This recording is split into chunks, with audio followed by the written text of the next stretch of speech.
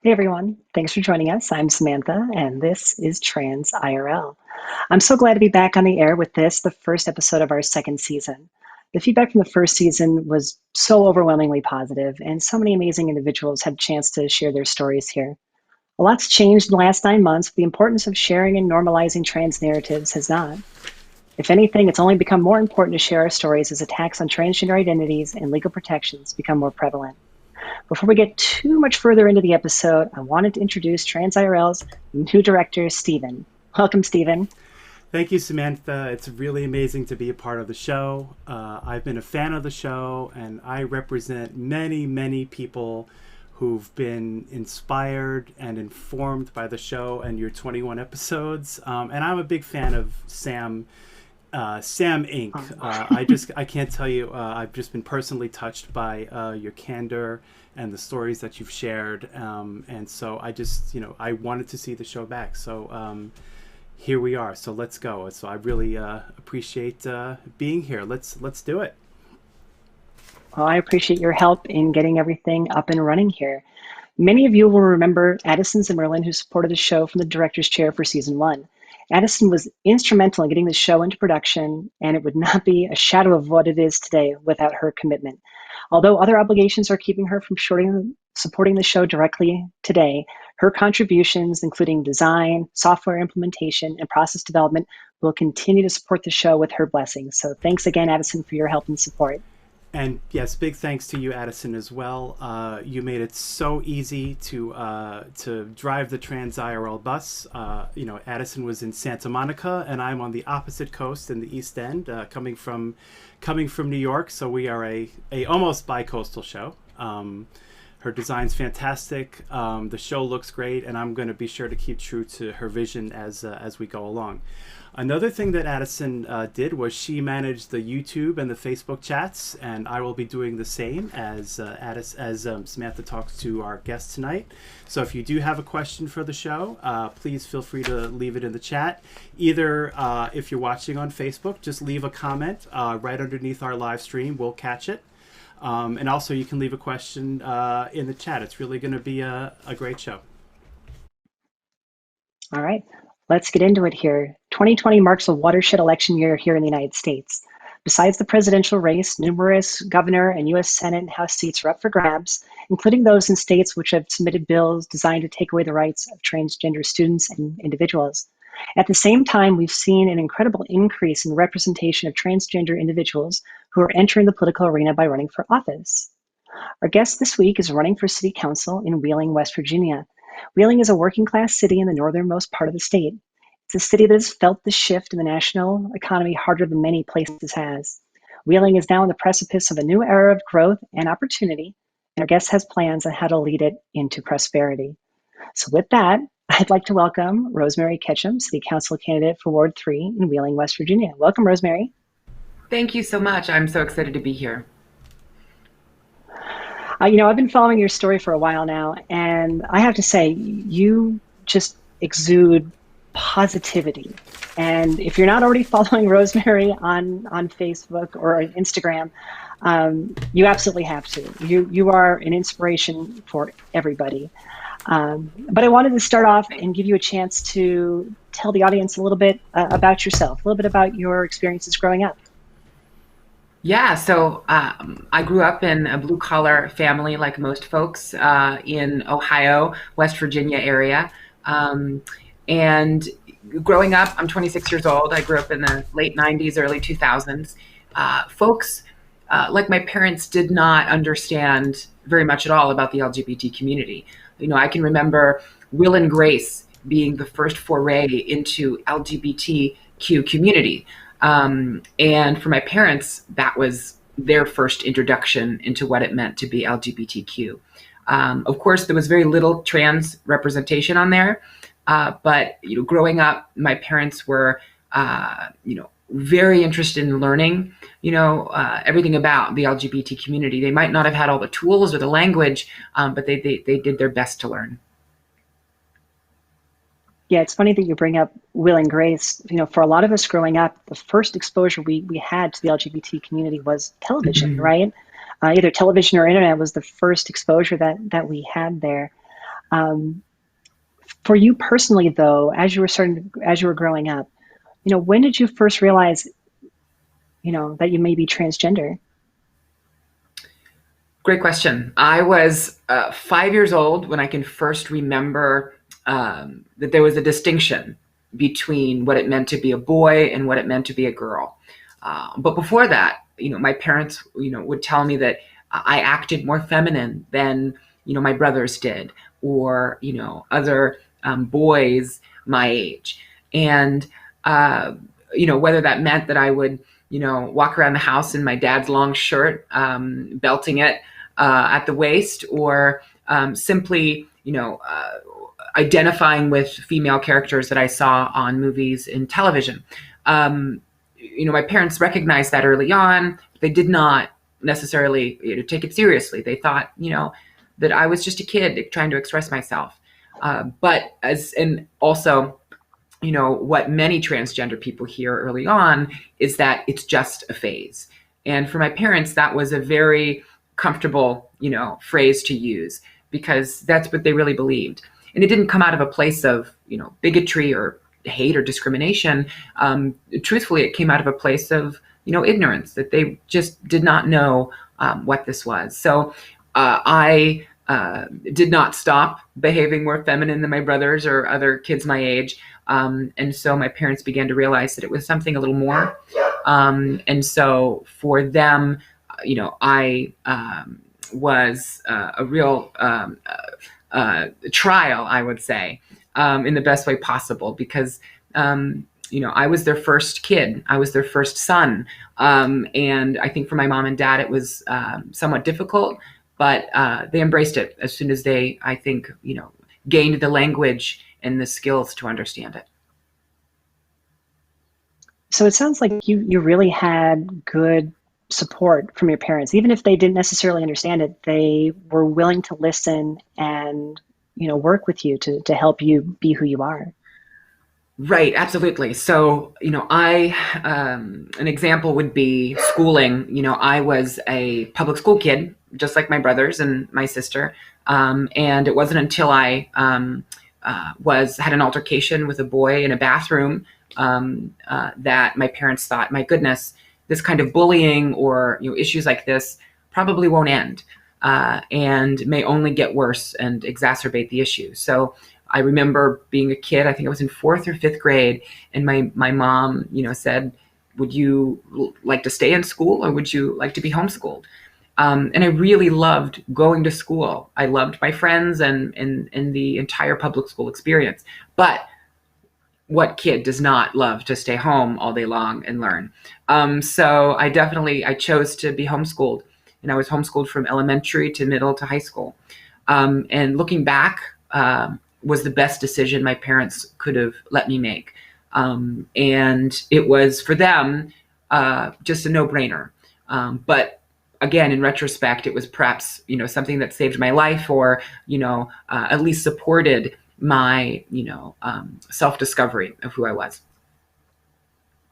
Yeah, I mean, it's a very proactive approach to raising a trans kid. And I really have to commend them for that. That's really incredible. We don't hear that story as much as we should when it comes to parents of kids who identify as trans. You mentioned an altercation in a bathroom in elementary school.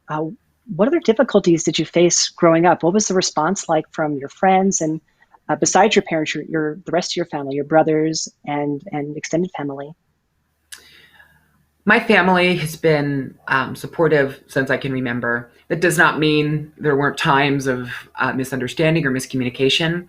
But I oftentimes am asked, when did you know, or how did your parents take it? And there wasn't a single moment or experience that made me believe one thing or the other. A set of moments and experiences are part of that. But I never came out. I don't have a coming out story like some folks do. My parents probably knew before I did. And I have 2 younger brothers. One is a former wrestler and a Marine. And my other brother is working on his physical therapy degree and is an actor. And they are stereotypically the most masculine men you could imagine. And it has never been a conversation with us about being transgender. It was just something they thought was as typical red, white, and blue American as as possible growing up, because I think my parents didn't make it an issue, and it was just our family dynamic. So, I don't have any negative family experiences. A few here and there of just like, folks not understanding or being uncomfortable. And that's extended family. And I'm very good at not taking things personally, so it doesn't even really enter, my consciousness. But it wasn't until I grew up and started really entering, a social world and a political world that I really recognized that not everybody is as nice as my family. So let's get into that, right? Let's get into the rest of the world here. As you're growing up and you're heading out in your life, when did you first realize you wanted to become involved in social issues and political actions? I am a first-generation college student. I made it a point to work on my education. And with that said, I had no idea what I was doing. There was no roadmap. I didn't have a family member I could say, how does this work? And what's a FAFSA? And how does the, whole experience of being a college student impact your life? But I knew it was something I wanted to do. So here in Wheeling, we have a community college, West Virginia Northern, that I'd only heard about. And I had a neighbor who I didn't know very well who said, hey, you're pretty smart, and you should probably go to college. I knew it was something I wanted to do. I didn't know how to do it. So that was the first kind of moment of somebody taking me under their wing and saying, there's something there and we need to support that. So he helped me, enroll in college in my first semester. And 4 years later, I graduated with a bachelor's degree in psychology. But within that time, college was perhaps the most formative time in my life. And for many people it is. But for me, it was a time of growth and learning, of course.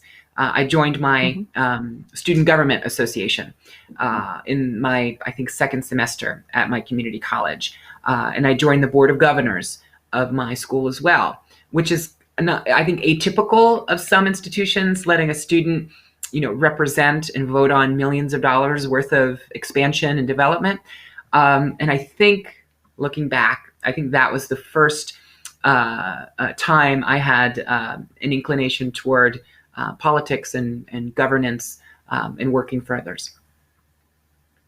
I think that's great. And it's a pretty, a common story. We hear a lot of people who first get that politics bug either in high school or in college as they start working with some of the opportunities with student government, student council there. But, you mentioned having someone as sort of a guidance when you were first starting to enroll and look in college. And gosh, that can be so important, right? To have somebody in your life that is invested in you and wants to see you succeed. Yeah, it's incredibly rare, unfortunately, to have somebody who wants to support you and listen to your, ideas. And I had that in this person. And it was a friendship that was quite random. Literally walking home from the library one day, and this man is sitting on his porch, and we strike up a conversation. And who knows, had I not met this man who now is a really, really great friend, who knows, I might not have ever gone to college or had that support or that that door opened for me. So I absolutely think of that story and hope in some capacity to be that for another person. And that's key, right? The opportunity to pay that opportunity forward. It's, whether it's supporting someone go to school or even just supporting someone through their transition, whatever it is, allowing them the opportunity to see the opportunity and potential in themselves is, one of the greatest gifts we can give other people. So I commend you for that. No, thank you. So let's talk a little bit about Wheeling. I've never been to Wheeling, West Virginia. I have been to West Virginia. It's a beautiful state. I've had a chance to go see the Capitol and different parts of of the state there. I think it's beautiful. It's very different than Arizona, where I am here. Quite, I But imagine. I am interested in your views of the city, and what led you to want to run for office in Wheeling. Yeah, I've lived in Wheeling for a little over a decade. I'm originally from Ohio. My family is, and we moved here. We had a house fire in Ohio, and we really didn't have connections or other folks we could rely on, and we kind of picked a place on the map, and Wheeling was it. So we came here. I think I was 15 or 16. Maybe 14, young. And I immediately fell in love with the city. There's something really unique about the people here and the experience. West Virginia is an incredible place in and of itself. It's full of, dichotomies and culture and, strange things that I don't think occur anywhere else. It's a very interesting place, to say the least. But Wheeling in particular, they call us the friendly city. That is our, moniker. And every day I see, people living to the fullest extent of that name here in the city of Wheeling. And when I realized there were so many opportunities to get involved, whether with social services, volunteering, in government, I said, my goodness, what an incredible place. I didn't consider running for office, when I was in college. I am a mental health professional. I really have envisioned myself working and getting a master's and eventually a PhD in psychology.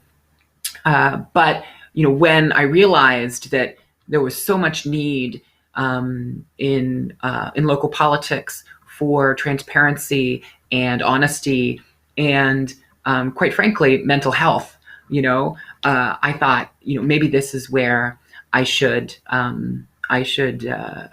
spend my energy. And so I spent a lot of time mulling over, the idea of running for office. And I finally decided that was my future. Yeah, I think you're uniquely positioned to bring your skill set and your education to the table to support the city. And I think that's a wonderful resource for Wheeling. On your Instagram, you often share photos of your campaigning and canvassing efforts as you prepare for the general election, which I believe is coming up in May, right? May 12th? Yes, we have our general in May. Okay. So what has this experience taught you about the political process of running for office? And what's been the biggest challenge you face in this election? Yeah, so I've been on the other side of the table of politics, working in social services. I'm the director of a mental health facility in Wheeling.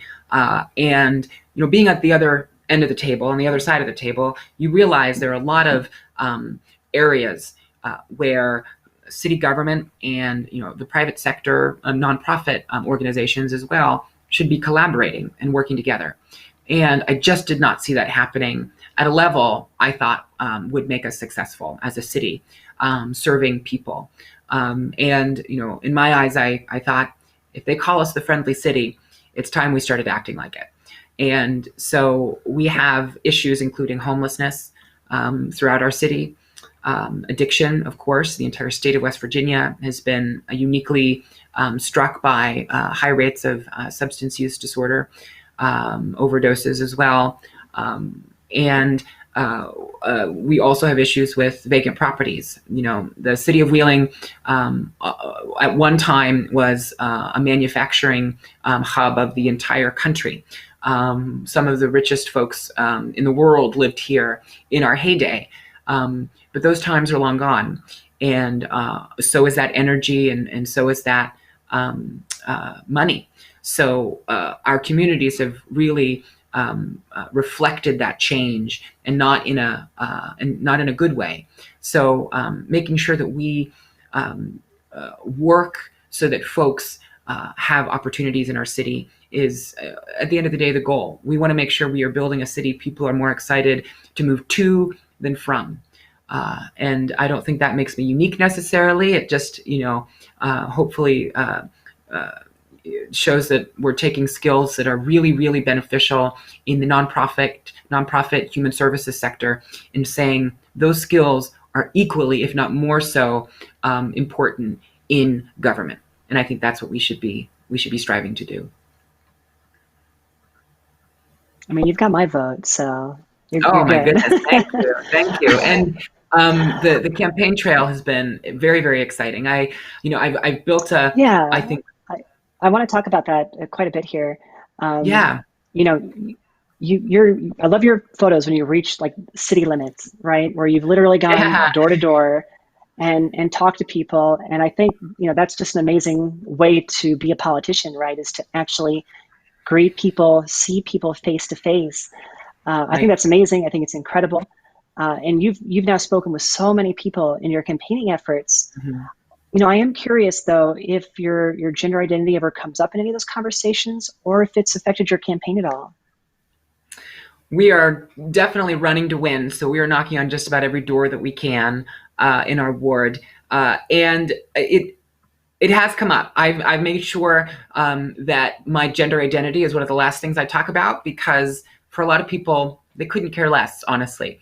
A lot of folks aren't focused on, huge national political discussions about gender identity and the LGBT community.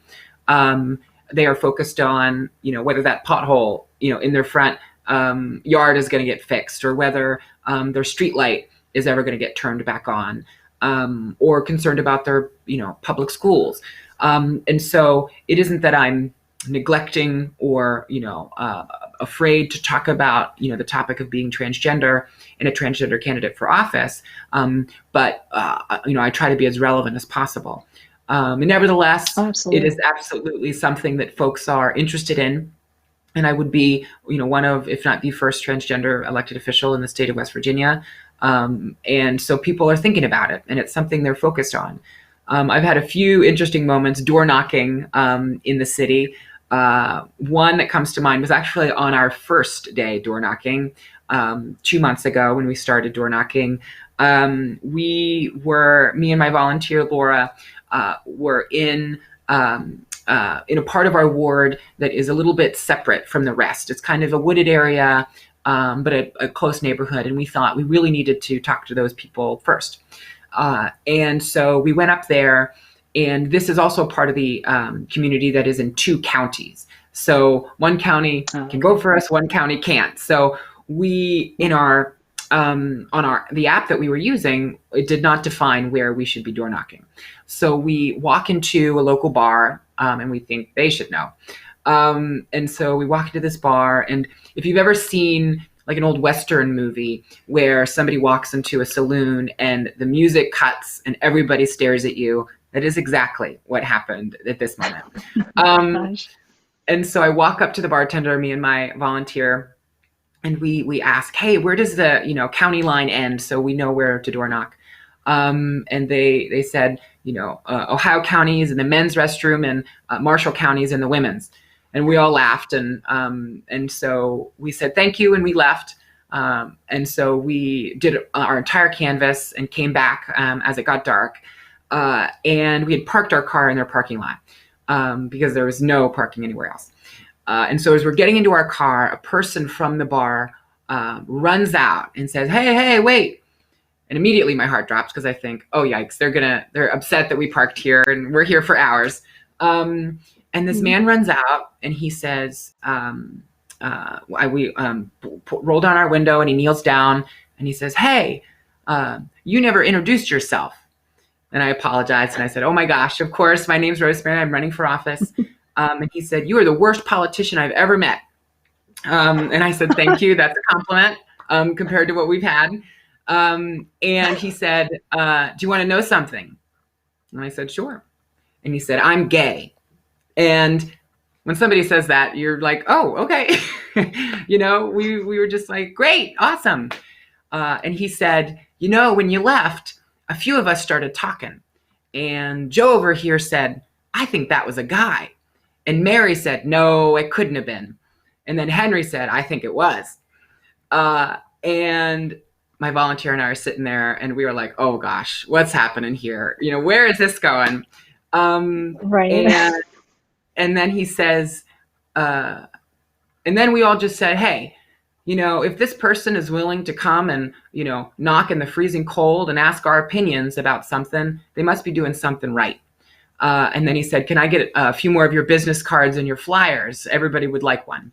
And That's it great. was a moment that was disconcerting and inspiring all the same. And it really reminded me, it being our first day canvassing, mind you, it reminded me how important patience is. Because I could have easily said, oh my gosh, how disrespectful or whatever. But I decided to look at the intention behind, what this person was saying. They might not have the language or the communication skills to, be politically correct, but they weren't mad at me, and they were, interested in what I had to say. So it was a I think, teaching moment to say that, there may be folks who don't understand, and that's okay. We don't have to understand everything. Nobody is an expert. But intention matters so much. What somebody wants to know, or what somebody believes at their core, I think is what really matters. And I think that set the tone for the entire campaign after that. And we said, you know what? You got to be patient, and you got to look at intention. I mean, that's definitely an up and down story, but I think that's the right message to take away from it, right? What are people's intentions? It's a lot. And, I want to commend you too. I know, we're talking about your history and, you coming into your own identity. But I really want to commend you for the campaign you have been running. You are very honest and open about who you are. But at the same time, you're here to do a job. You're here to serve the people, whether it's your full-time job or your campaigning efforts here. Your mind is always, how do I be the best person I can be for the job at hand? And yes, I'm transgender, but that's about as interesting as the color of my hair.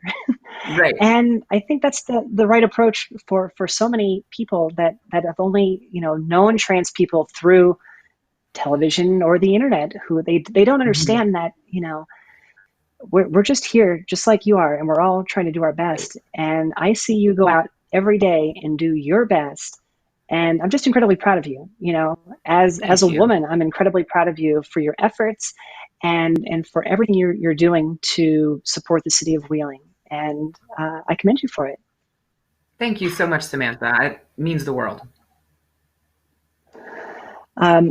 I think I've got one more question here I wanted to hit before we get to any viewer questions. And as a quick reminder, if there is anyone watching on YouTube or Facebook and you have any questions, go ahead and throw them in the chat. We'll try to get to those at the end here. But let's talk about just trans people running for office. And we're seeing more and more of it lately, and we're seeing trans people win. I think in 2018 we saw quite a few people across the country pick up some pretty visible seats. And I'm just curious about your opinion on why you think trans representation is important in elected roles, and why is it important that trans individuals are politically active and get out there and vote? Well, I mean, I think every single person, in the United States should be registered and should be voting. It's imperative. A lot of folks that I speak to, they're interested in politics. I mean, they talk about this or that and but they don't vote, or they're not registered. And it really concerns me, because our futures depend on it. I mean, right now we're dealing with the coronavirus, and, part of the response of our elected officials is based on who we're electing. If you're not electing folks who believe in science, it's hard for them to actually engage with science. So first and foremost, everybody should be voting and running for office. It is very hard for folks to run for office, because being an elected official is not built for poor people. It's not built for people who have incredible obstacles, or not built for underprivileged folks, because it takes a lot of money, and it's oftentimes not who you know, or not what you know, but who you know. And I think that it is on every elected official to make sure they change that, so that you don't have to be a millionaire to run for office.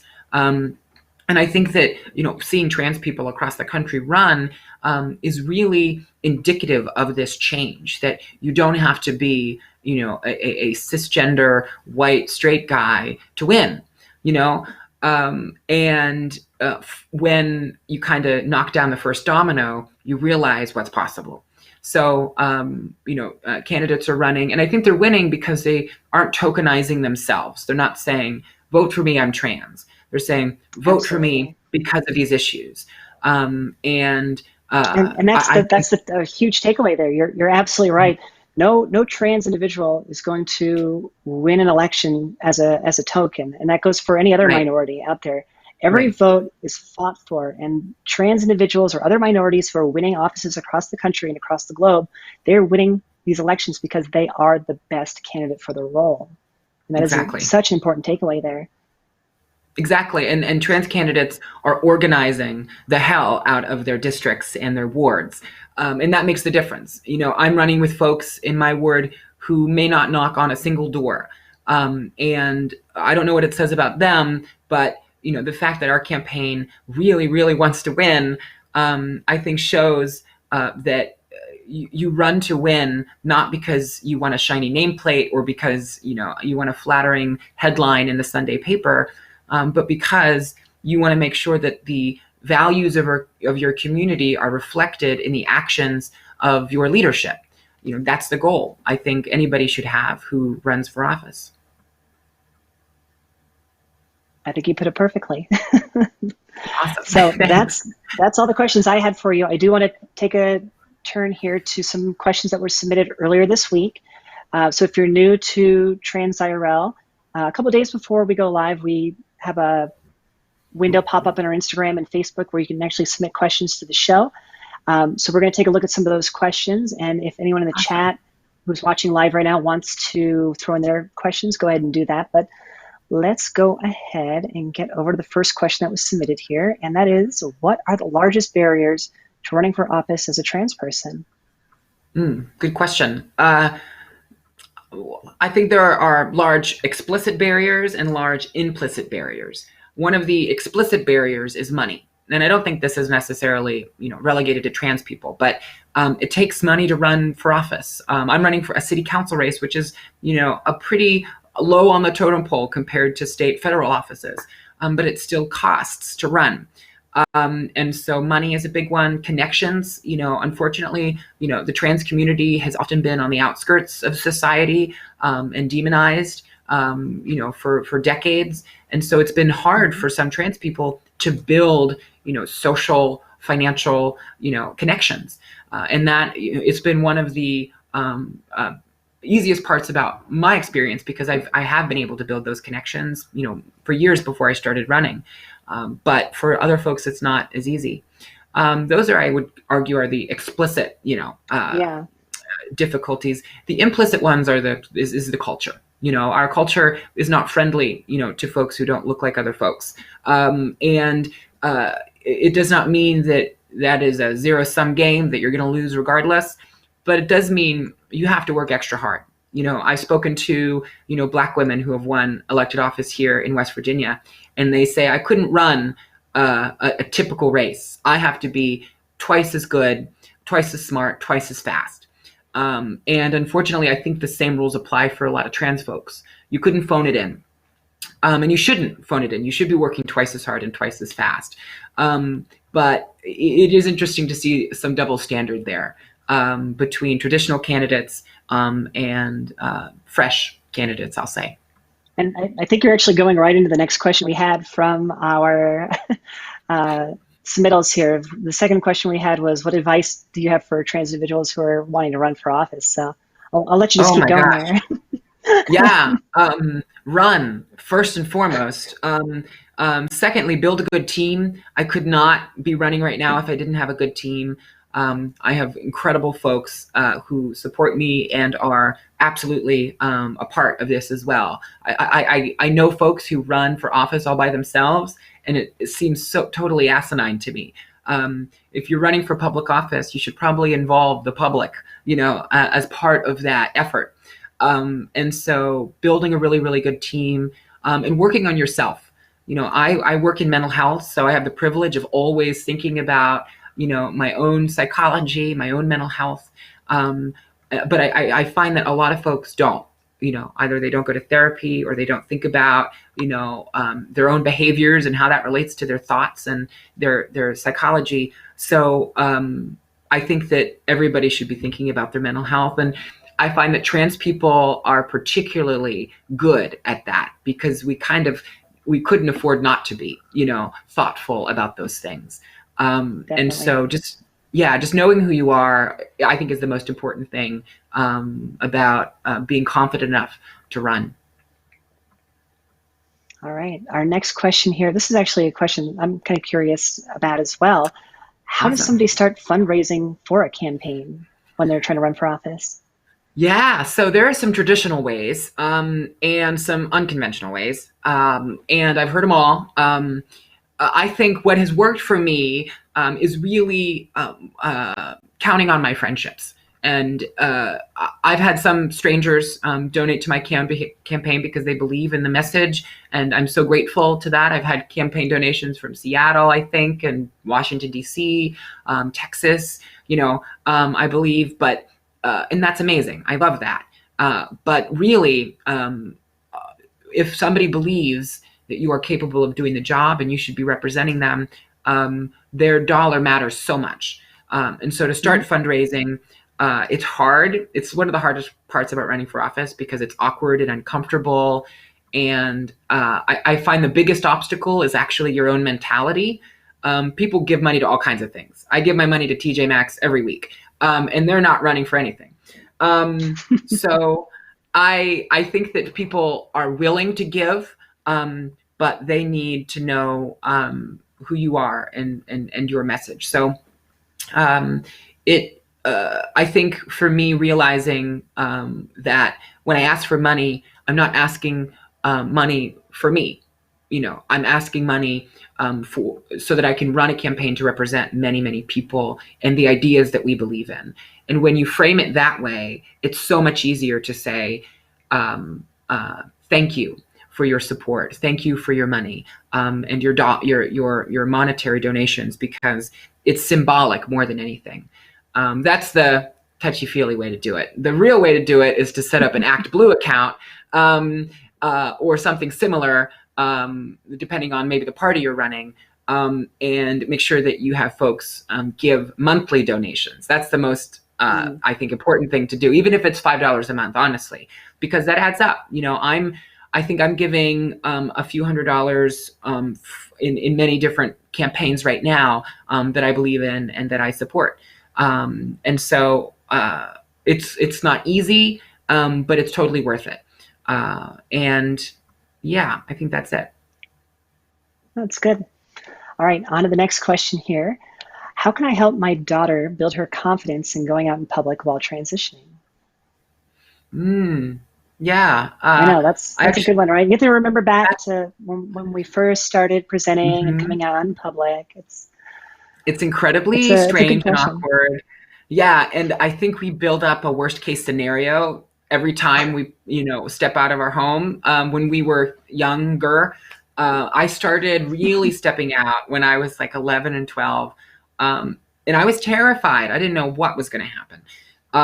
But for me, it was, just breadcrumbs. It was like, one day I'm going to wear earrings out, and the next day I'm going to do this. And after a while, you begin to realize that the world isn't going to collapse because you are wearing a dress or you have eyeliner on. And I've had actually, lunch with a lot of friends who have recently come out in their, 30s and 40s and 50s. And it's hard for me to even imagine, coming out as an older person, because I was, a kid essentially when I started presenting female. So I think for children or adolescents who are, interested in presenting, I think giving them your full support and actually helping them kind of build that identity is really, really important. My mom was incredibly supportive and, helped give me style tips and it took me shopping and that was, I think, really, really powerful. Because you can say, do it all by yourself, figure it out, whatever. Or you can say, if you need my help, I want to be there. And for me, that was, I think, life-changing during the early days of my transition. The more practical side, I know a lot of folks who, if they have the, opportunity, actually leave their city or leave their, town, and then go out, presenting. And usually that's much easier for folks. And I would totally advise, somebody to do that, especially if you're in a small town, because it can be really, really hard. But if you're confident and you're a badass and you feel like you can take it on, then you put on whatever you want and you walk down the street. That's, I think, liberating, but very scary. It's scary. And, for people who transition later in life, I think it's similar in a lot of ways, right? I know for me, the piece by piece plan is kind of how I started coming out, got more androgynous clothing before anything that was really, super feminine leaning or anything like that. But your support structure is so key. And whether it's family or if it's somebody else in the trans community who you can lean on, or a sister or a cousin or a friend, whatever, having people who are by your side in those early outings really helped me. I know that there were some like mall outings for shopping for clothes very early on where having someone by my side was essential in me feeling confident enough to go out presenting in public. Yeah. And it's also one of those things where, no, okay, go ahead. I was just going to say, you mentioned the mall, and I think back to an experience I had when I was transitioning very early. And I was in a mall doing something, and a store clerk came up and was the most friendly, kind, helpful person. And I could tell they were being extra. Do you know when somebody's being extra because they know that maybe you're uncomfortable or insecure? Yeah, definitely. Definitely, yeah. But now I would shrug it off and I would, whatever. Then I needed it. I was so grateful, and it gave me the, I think the confidence for the rest of the week, just knowing that this person knew what I was going through and was absolutely willing to help. And so if you see that, I think it's, incredibly important, not to be extra necessarily, but to show your support. And you don't even have to mention it, but just be incredibly kind and thoughtful. We do have some live questions here from YouTube. So let's get to the first question there. Who are some of your trans heroes, politicians or otherwise, and what lessons from them do you carry with you? Very good question. Danica Rome out of Virginia is an elected official. I believe she's in the House of Representatives in Virginia, a transgender politician who really ran on very basic community-based issues. I am excited for the work that she's doing. She was recently reelected as well. So I'm inspired by her all the time.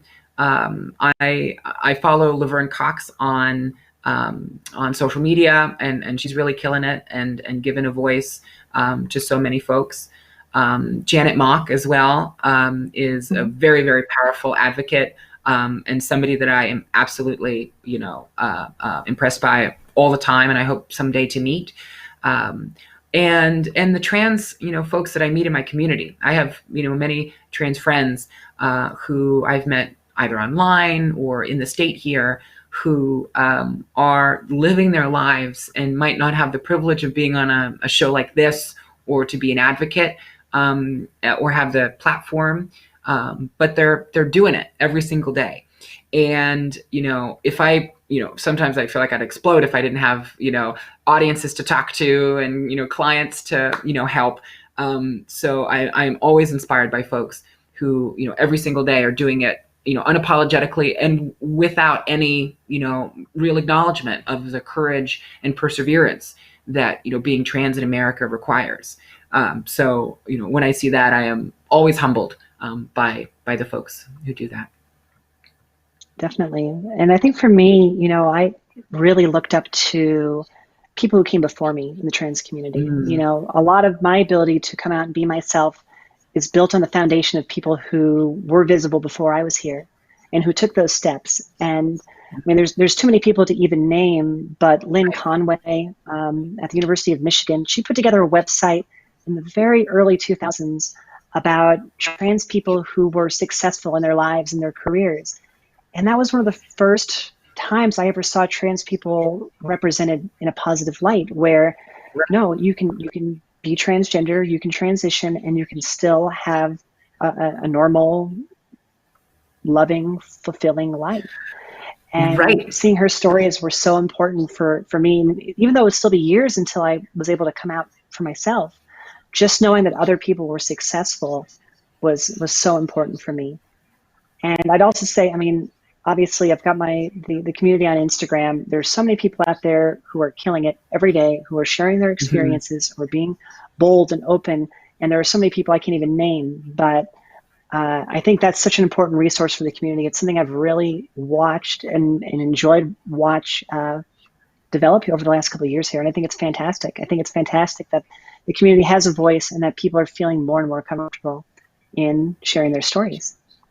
Yeah, I'm very excited to be a part of the future, and I think we're really well placed to be a community that is not just tolerated but embraced. And the more leaders, both in politics and society, that we can have and represent, the trans lived experience, I think the better off we'll be. Absolutely. So let's get to our next question from YouTube here. Where I live, I have met several other trans people that live locally. However, we are all very disparate and unconnected. What's the trans community like in West Virginia? There was actually a study that was completed that suggested that there are more trans adolescents living in West Virginia than any other state in the nation.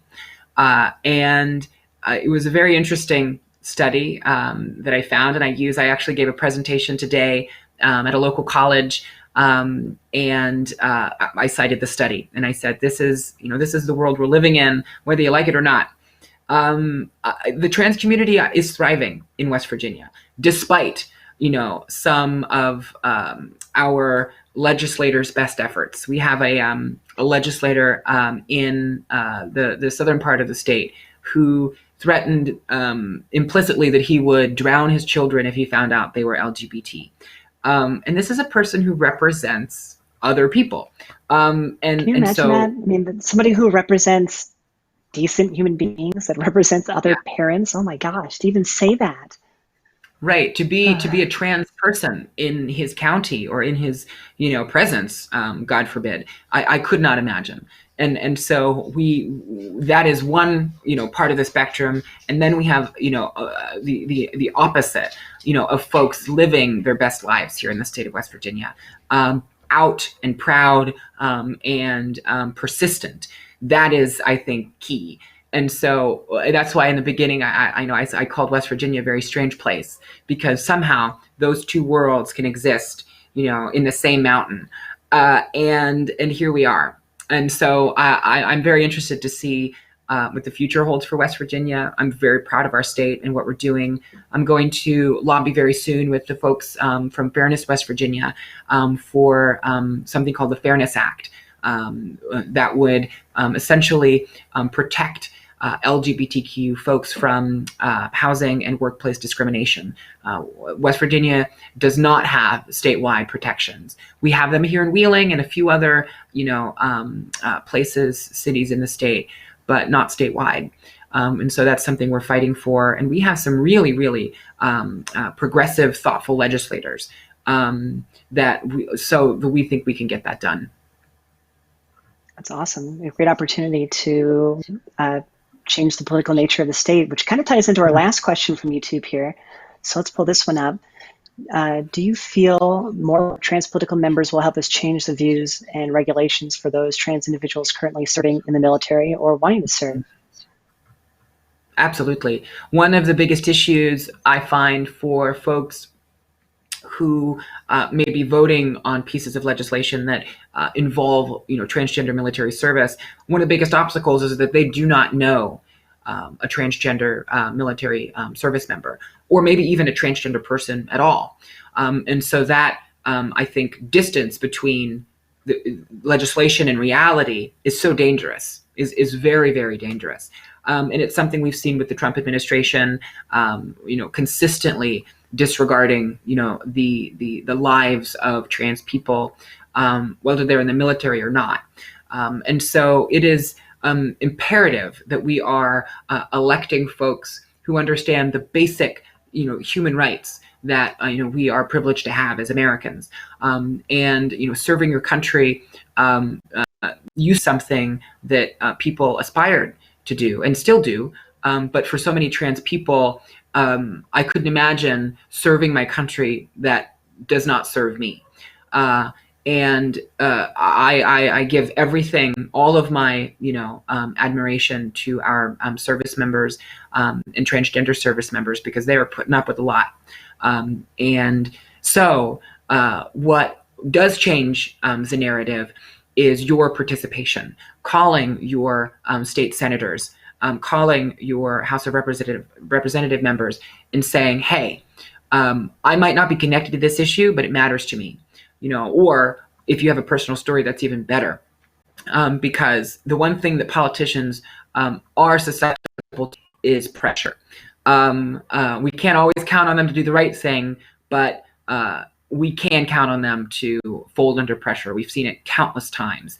And just when I think, there's no way to get something passed, you set up a phone bank or you knock on their door, and the narrative changes. So I don't know where we're going to be in, oh my gosh, the election's coming up. I don't know what's going to happen. But I'm very confident that, if we stick together and we work together, that we can beat back this, bigoted and discriminatory piece of legislation. Absolutely. And I agree with you. I think we have the opportunity right now to drive that change. Yes. All right. So that's our last question from YouTube. So I think I'm done grilling you for tonight. You did very well. Yeah. I'll ask you to hold on for just a moment here. I want to take a moment to talk about our next show. And please. Our next episode here, our guest is going to be Hope Giselle, and we'll be talking with her about her journey and experiences as an author, activist, and Black transgender woman. So we hope you'll join us back here in 2 weeks on March 26th. Same time, we'll start right about 5 o'clock Pacific or 8 o'clock Eastern time, and we will be live again on Facebook and YouTube. And as a reminder, if you're watching the show tonight and you don't want to miss the next time we go live, please don't forget to subscribe on YouTube or like our Facebook page. So there's our YouTube page there, transirl. If you subscribe, you'll get notified about 30 minutes before we go live. You won't miss any other episodes. And we also have our full backlog of previous episodes on there as well, plus some bonus clips. And on Facebook, we are there under transirl show. And again, you can catch our live broadcast there if you prefer Facebook over YouTube, and Instagram at transirl. We do collect questions for the show there on Instagram a couple days before airtime, so don't forget to like and follow us there. All right, let's go ahead and bring everyone back on. Hey, we made it. That's the first episode of the second season. I think we have to virtual high fives with fire. With coronavirus. I think we're all going to have to get used to this. I think, and fist bumps. So, thank you so much, Rosemary, for making it easy for us tonight. Thank you. Yeah, definitely. And thank you so much for your time, Rosemary. Best of luck in your campaigning efforts. Obviously, I'm going to be following you very closely here, and I wish you nothing but the best as the general election approaches rapidly. Your work. I'm happy to be a part of it. Thank you. Thanks again, Stephen, for directing and doing all the controls in the background there. And thanks again to Addison for doing a lot of the work to allow us to pick this show right back up and be successful in season 2. So thanks again so much for watching. We'll see you back here next time for another episode of Trans IRL. Good night, everyone.